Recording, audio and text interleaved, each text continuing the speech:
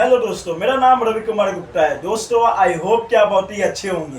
दोस्तों, आज की वीडियो में मैं आपको ये समझाऊंगा कि जो भी नए नए एक्टर हॉलीवुड या बॉलीवुड में या फिल्म इंडस्ट्रीज में काम करने का उनको जो है बहुत ही चाह रहता है, बहुत मेहनत करते हैं, लेकिन उनको जो है एक ही दिक्कतें आते हैं। वो ये दिक्कत है कि उनको जो है कोई भी कैरेक्टर को समझने में जो है बहुत ही मुश्किल आता है, बहुत ही प्रॉब्लम फेस करते हो।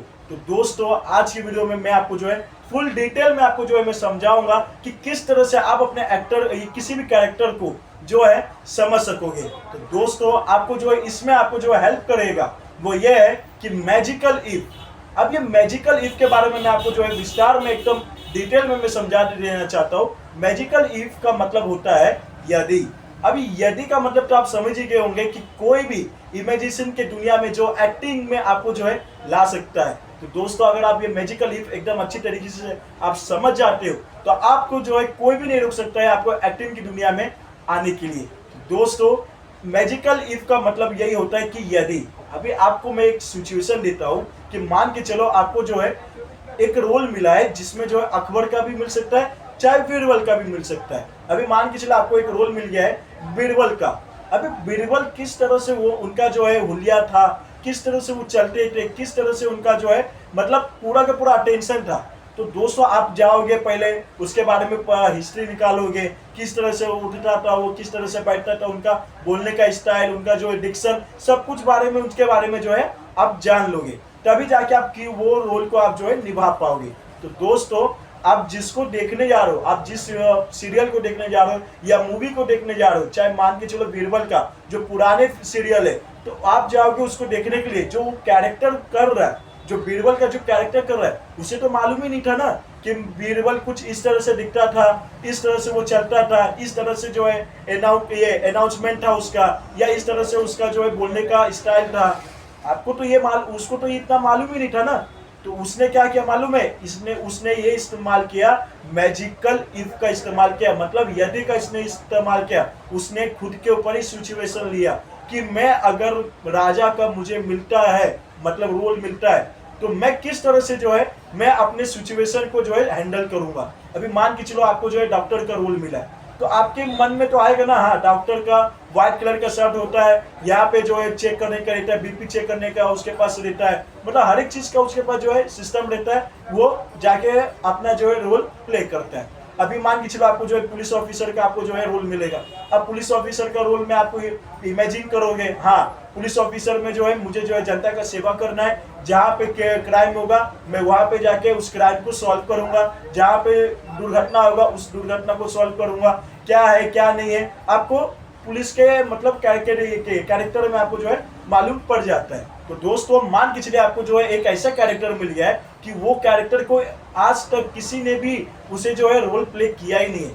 तो दोस्तों, आप किस तरह से करोगे, तभी आपको जो जो उस समय जो सिचुएशन लगेगा, आप उस समय जो आप स्क्रिप्ट पढ़ोगे, आपको मालूम पड़ जाएगा कि मेरा कैरेक्टर, मान के चलो आपको एक कैरेक्टर मिल गया, राजा वाले कैरेक्टर मिला है, तो आप उन राजा वाले के कैरेक्टर आपको सोचोगे ना कि हाँ सिंहासन पे किस तरह से आपको बैठना है, किस तरह से आपको जो है अपने मंत्रियों लोग से जो है बात करना है, किस तरह से हमारे ये मतलब जनता का आपको जो है मदद करना है, किस तरह से आप अपने शहर का जो है आप कर सकते हो, आप किस तरह से आप हैंडल करोगे, तो आप समझोगे ना, उसके बारे में इमेजिन करना है। तो इसी को कहा जाता है मैजिकल इफ, कि खुद के ऊपर जब सिचुएशन आता है, जब आप खुद ही करते हो, तो उसी को कहा जाता है मैजिकल इफ। आपको कोई भी सिचुएशन मिलता है और आपको उस कैरेक्टर के बारे में नहीं मालूम है, तो आप जब अपने हिसाब से करते हो, तो इसी को कहा जाता है मैजिकल इफ। अब दोस्तों, एक और मैं आपको जो है एग्जाम्पल के तौर पे जो है मैं समझाना चाहूंगा। दोस्तों, मैं आपको एक और एग्जाम्पल के तौर पे समझाना चाहूंगा, जिससे कि आपको जो है अपने कैरेक्टर को समझने में आपको और आसानी होगा। तो दोस्तों, आपने कबीर सिंह की तो मूवी आपने देखा ही होगा।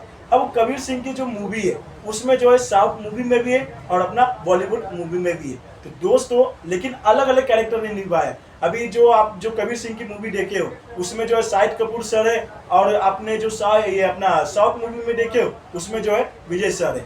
लेकिन दोनों का जो है अलग अलग जो है मूवी बना है। दोस्तों, जो कबीर सिंह का जो मूवी में आपको जो कैरेक्टर उनको जो मिला था, अब उन्होंने क्या किया मालूम है, उस कैरेक्टर के बारे में पहले पढ़ा, उसको समझा, फिर उसने जो है इमेजिन किया। अभी उसने जब इमेजिन किया, हाँ ये कैरेक्टर जो है कुछ इस तरह से चलता होगा, तो उसने सोचा होगा कि अगर मैं इस तरह से चलूंगा तो ये ठीक रहेगा। वो खुद के ऊपर सिचुएशन लाओ दोस्तों। जब भी आपको कोई कैरेक्टर मिलता है ना, तो आप अपने ऊपर सिचुएशन लाओ कि मैं अगर यदि ये काम करता हूँ, मैं यदि ये अगर इस तरह से मैं निभाता हूँ तो क्या अच्छा रहेगा।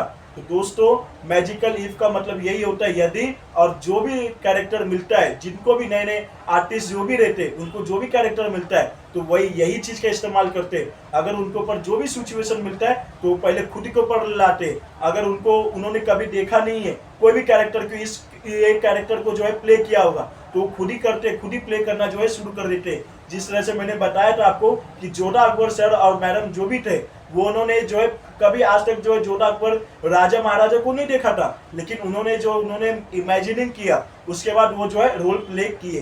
तो दोस्तों आपको जो है ये सोचना है कि अगर मेरे को कोई कैरेक्टर मिलता है, कोई सिचुएशन मिलता है, तो मैं अपने हिसाब से करूँ। दोस्तों आपको मैं जो है कुछ एक्सरसाइज बताना चाहूंगा, जिससे कि आपको अपने कैरेक्टर को और समझने में जो है आसानी होगा। तो दोस्तों आपको जो है, आपको कहीं बैठ के आपको जो है अपने मन में ये सिचुएशन लाना है कि आप जब भी आप चल रहे हो, किसी रेत में चल रहे हो, मतलब किसी रेगिस्तान में चल रहे हो, तो आप किस तरह से चलोगे, आपको ये सोचना है। आपको ये जब भी आप ये सोचोगे तो आपके मन में आएगा, इमेज बन के आएगा कि हाँ मैं इस तरह से चलूंगा। अगर मान के चलो आप कहीं इसी पहाड़ पे चल रहे हो, तो आप किस तरह से चल पाओगे, किस तरह से जो है चढ़ पाओगे।